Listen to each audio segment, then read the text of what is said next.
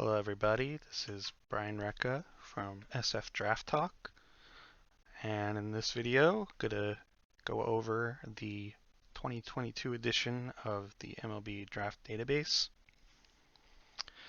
I'm just gonna go over some of the changes, some of the new features for this year's database. If you would like to get some more background on how to best utilize the database, I have a video which is on my YouTube page going over some of the deals, going over that in much greater detail. This I'll try to keep a little bit shorter and sweeter. So our first page here is the guide page. Not much has changed. Only addition really so far, and probably going forward, is there's a link down here to the 2021 draft database. Hover over on it, hover over it, or click it. Tab comes up. There you go. You can check out all the 2021 stuff. So we're going to skip over the ranks for now. We'll get into that a little bit later. So let's go and take a look at some of the tabs here. So first one we're going to look at is the center fielder tab. As you can see, just the pages in general, I think, are much cleaner, much easier to read, easier on the eyes. So that's just, a smaller change, but something I feel pretty good about this year. It's just much more, much easier to just comb over. Um, some, not really a whole lot of change in the name column, obviously. I will be adding blurbs here, just a few sentences for players as the season goes along.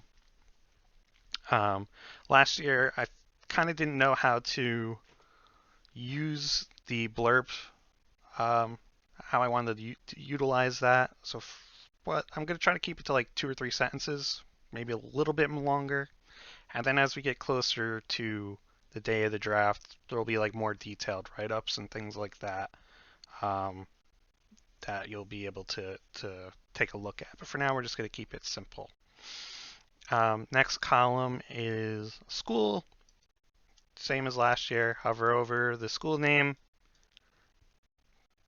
click on the link, and there's their stats, their baseball reference page. Look at that, Grayson Tatro, or I'm not sure how to pronounce that, but happy birthday.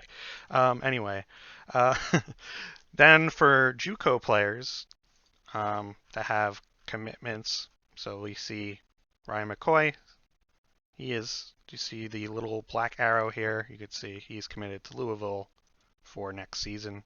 So anyone that has a commitment as a JUCO player will be found there. And obviously this conference tab is new. I may do something with this later, separating like power conference hitters, power conference pitchers from other conferences, making extra tabs, something like that. I'm not 100% sure yet.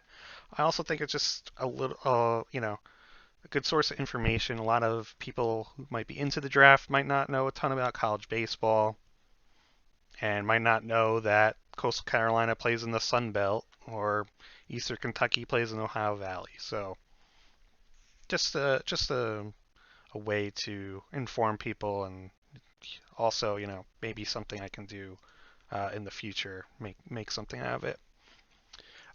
Next tab is age. So in past years, we had it would be like a number, just this age section. So it'd be like 22.03. So obviously 22 years old, 3 months into their 22, their 3 months.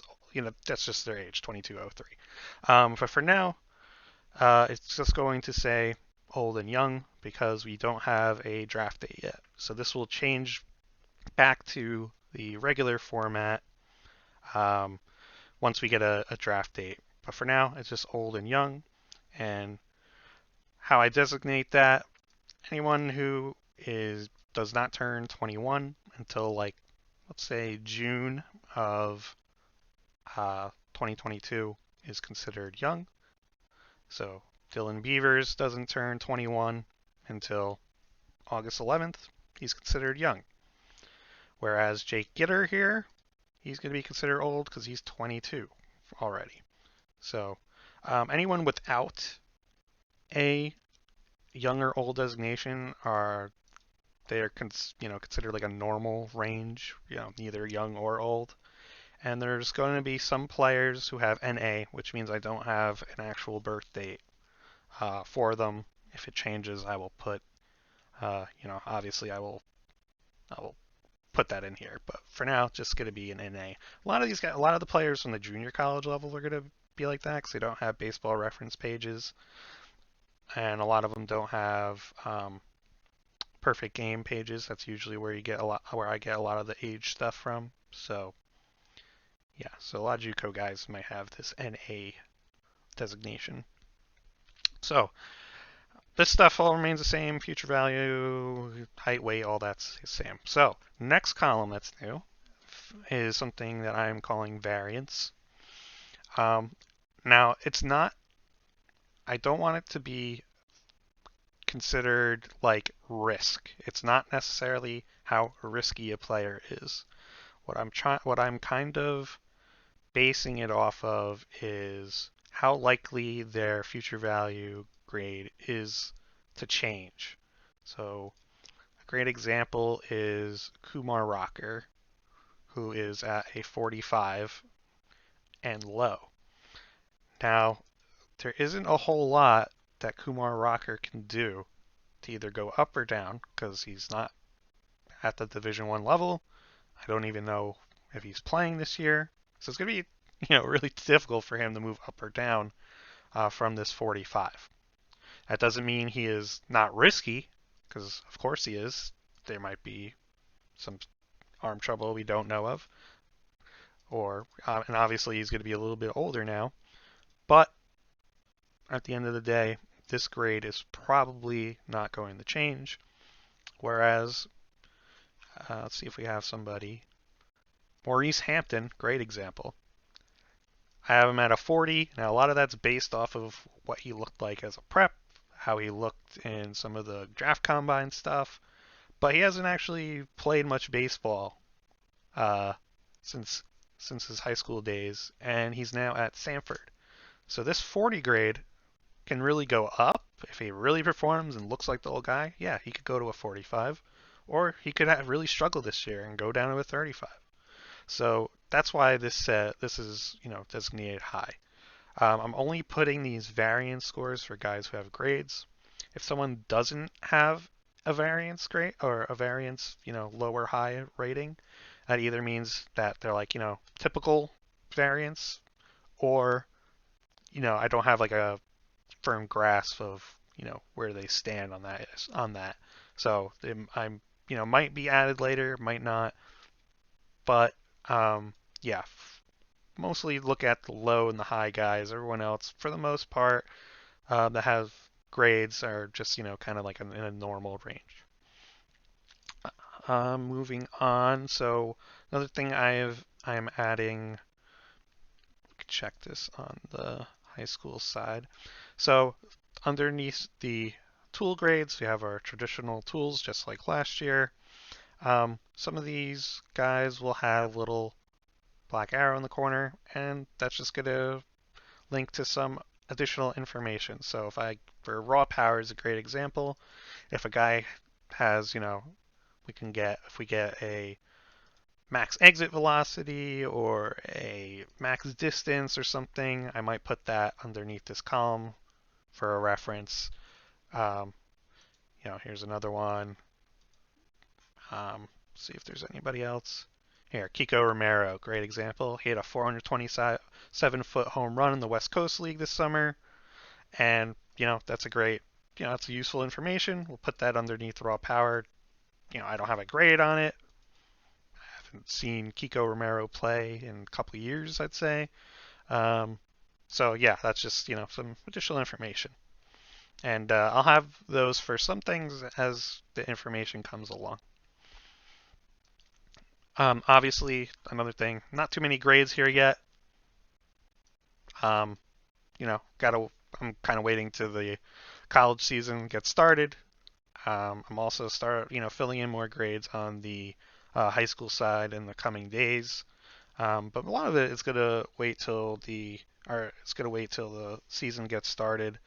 Some of the guys I do have grades on are probably guys I've seen last year, or I watched through streams and stuff over the summer. So that's why they have grades. But for the most part, that's something that will be added over time. Another new column here is the performance tab. So I did have a performance tab last year, and it was just a plus or a minus. This year I changed it up. It's just going to be a check mark. So if somebody performed, they get a check. If they didn't, it's going to stay empty.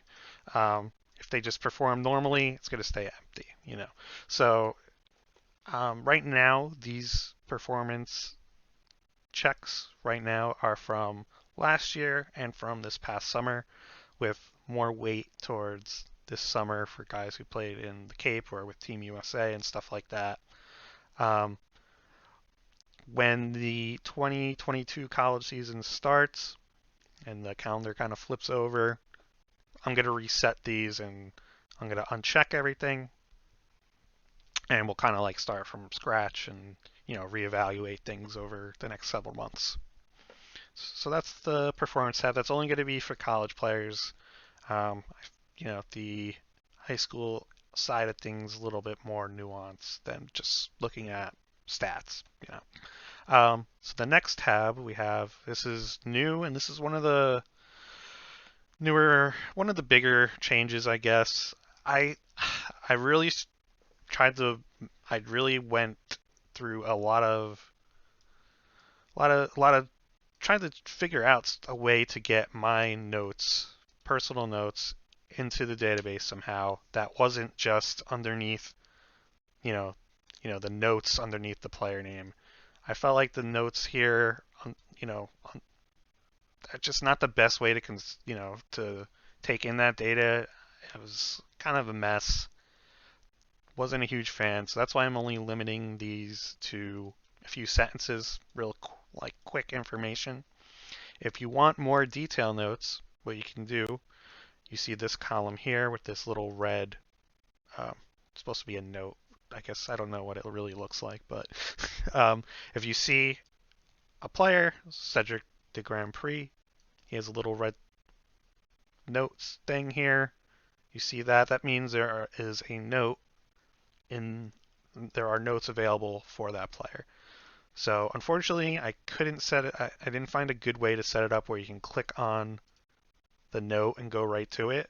So what you can do, go to the top of the column, hover over, click on the link, and it's going to send you to a Google Doc page for that position. So each position, um, pitchers, right-handed, left-handed pitchers in the college side are to be together. Same with outfielders, but catchers will have their own page.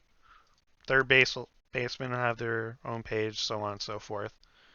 Right now, looking at pitchers, they're separated right-handed and left-handed, and they are ordered alphabetically. So, Alabama would be top, Chipola, all the way down to, all these schools here. So this is going to have more detailed notes, things I find from my own observations from the games I go to in person, which thankfully I will be able to get to a lot more games now that COVID is kind of cooled off in this area of the globe.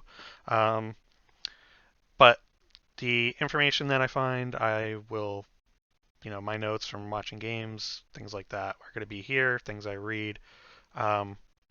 So as you can see, you know, watching, this is Eric Adler. So from Wake Forest Baseball Analytics, their Twitter account, posted a video of him throwing a fastball, and this was like the data that was on there.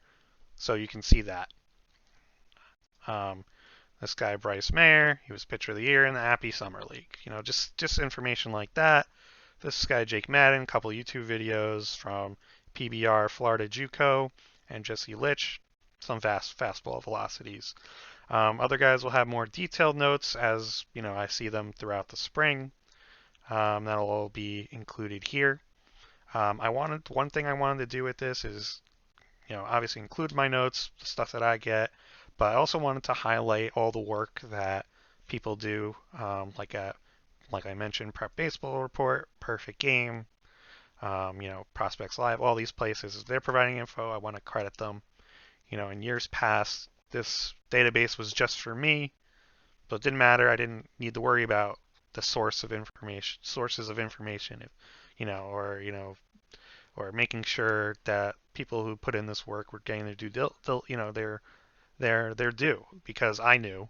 But making sure now that now that I'm sharing it, I want to make sure that this information is people know where it's coming from and all the hard work that people do all year round. Um, so that is here. So any information, detailed notes will be here. I realize going to a different window isn't the greatest, but you know, the core things that you're looking for are going to still be here. You're going to get your blurbs, you get your stats, you're going to get your grades. That stuff's still going to be here. If you want to go into more detail, go for it. Check out the notes section. Um, I'm also, there's a lot of information. I subscribe to a lot of these places like Perfect Game and Prep Baseball Report. A lot of that stuff their info is paywalled. The paywall information that stays with me. I'm not going to be, giving out that stuff because that they deserve to be paid for the work they do, and you know, obviously that info is going to affect my views of players, and it's going to change, affect the grades here, but it's not that raw info that they give. I'm not going to just give out freely because that's not fair to them, and these guys work really hard. But other stuff that comes over Twitter, uh, stuff that you can find on even just watching games, obviously, and um, any type of info like that. More than happy to share, but paywalled stuff has to remain paywalled, of course. Next, we have this tab, which are videos. So any player that has a little video thing, they have at least one video available. So let's check out pictures. So as you can see, all different videos. A lot of these are going to be YouTube, Twitter, all the rest. I may ultimately combine some of these videos. So one example I could show you is Wichita State has been awesome providing video of their fall scrimmages. But the problem is I have like 10, I have like LJ McDonough, who's someone I, really interested in. I have like four of these 5-second clips, or short clips. Here we go. There's LJ McDonough pitching, blah, blah, blah. So, over time I may combine some of these and make one video, but for now, this is fine.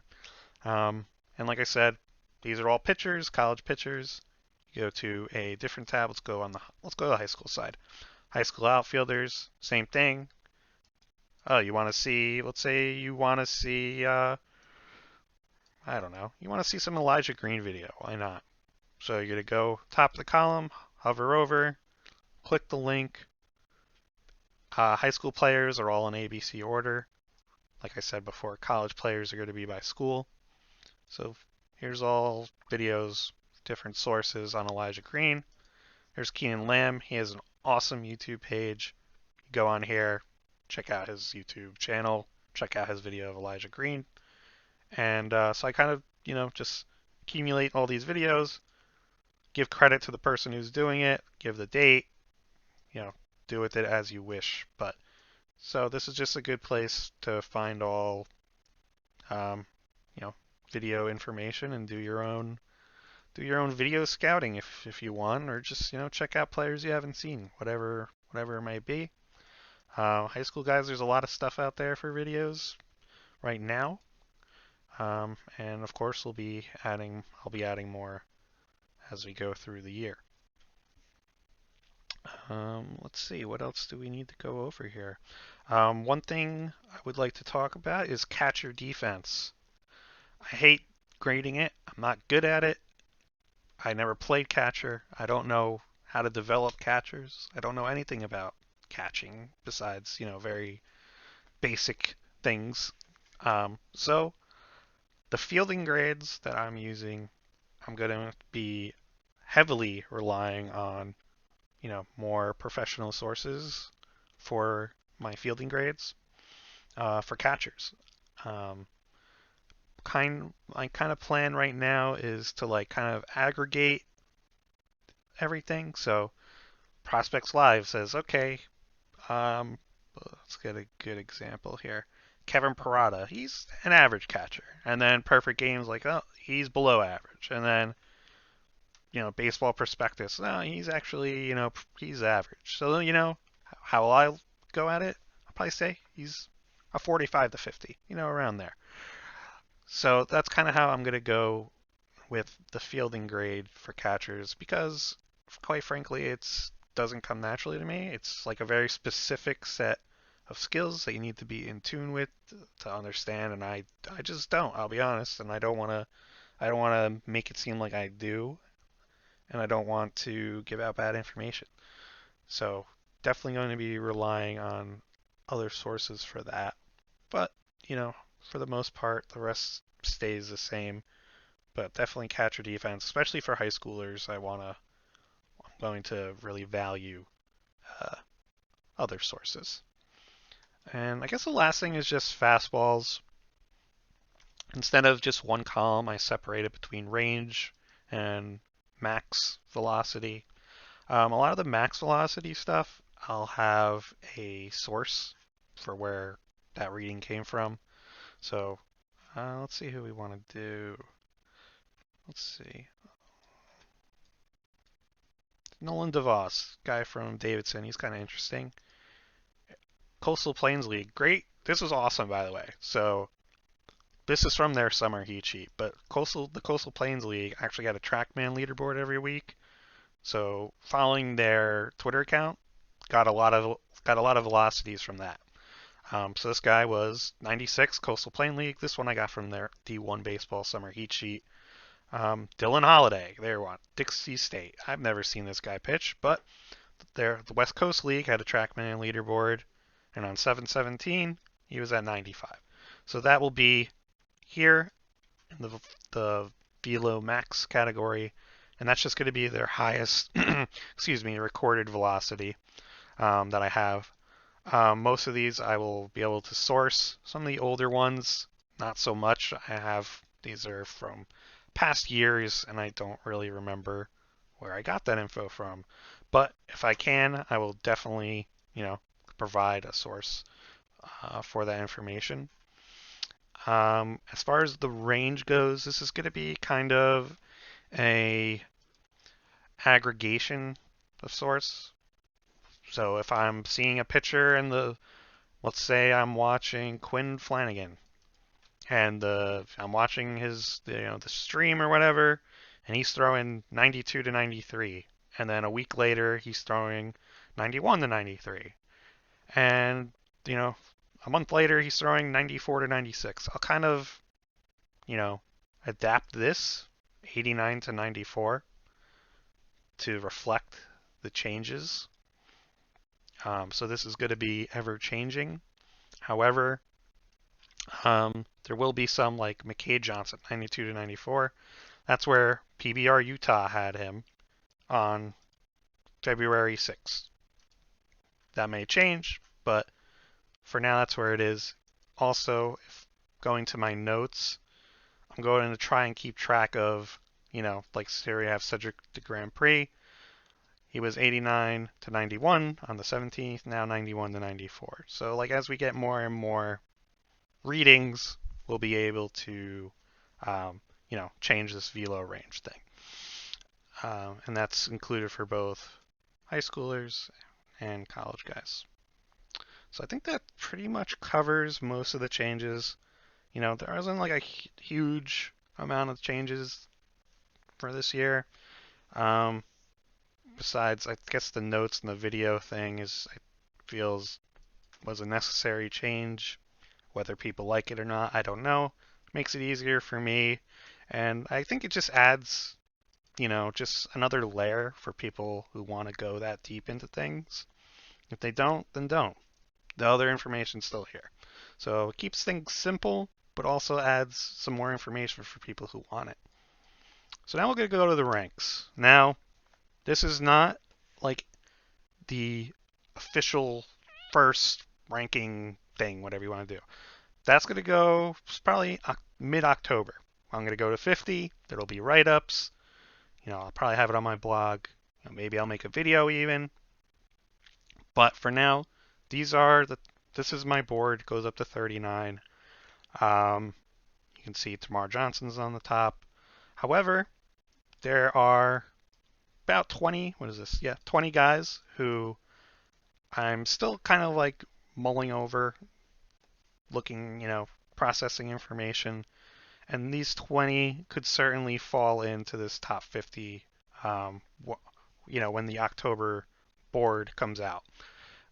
Certainly guys like Gavin Cross, Zach Nato, um, Jason Jones, Walter Ford just reclassified. These are all guys that probably deserve a spot. I just don't know where to slot them yet. But they're under consideration at this point. But yeah, this is where I am on some of the top guys in the class. Like I said, we'll go into more detail, but Tamar Johnson's at number one. We have right now 750 future value guys, handful of 45 pluses, and then a bunch of 45s and 40 pluses. Some of these guys are likely to drop. Somebody like Kumar Rocker, like I said, well, with the variance piece that I went over before, doesn't really have a lot of upward mobility. If he doesn't play, does he even have downward mobility? Probably, maybe not.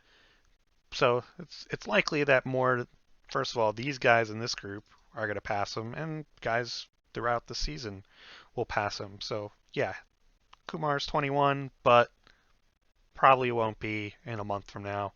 Judd Fabian is another guy who I think he is who he is. Um, we've seen him play a couple of years now. He's played on the Cape, and he's certainly extremely talented. I think he's firmly a 45 unless he really falls off this spring. But not a whole ton of mobility upwards or downwards, really. I think he's gonna be pretty stable, but a lot of these other guys may ultimately pass him over the next several months. So this is the board. Don't worry, there will be, I will be going over it in more detail. This is kind of just a teaser for now. And like I said, probably around mid-October, I like to do the updates. I feel like that's a good time to do it. And those, just like last year, they will expand over time. So starting with 50 in October, by the end of the year, I like to be up to 100. As we go further and further into the 2022 season, we'll get up to, that 300, 400 number. So they'll be ever expanding. More information will be added to it, of course, and it'll be updated on a monthly basis. It's a little bit slower right now in the October, November months, so probably won't be any huge earth-shattering changes in the near term, but obviously things will change in time. I think that about covers it. If you guys ever, have questions, concerns, comments, feel free to reach out to me on Twitter at Brian_Rucka. That's RECCA. I'm always down to talk baseball. I have a group of guys, a group of buddies, internet buddies who are always bouncing off ideas or things like that. I love talking to them, so feel free. I'm always around. I'm always down to talk baseball. And yeah, I'll also have more content on my blog this year. Now that that's all set up and everything, that's going to be a bigger part of what I do. So feel free to go over there, check that out. I'll have a link in below this video where you can check that out. And that's it. Really excited for another year of amateur baseball. And thanks to everyone who follows along and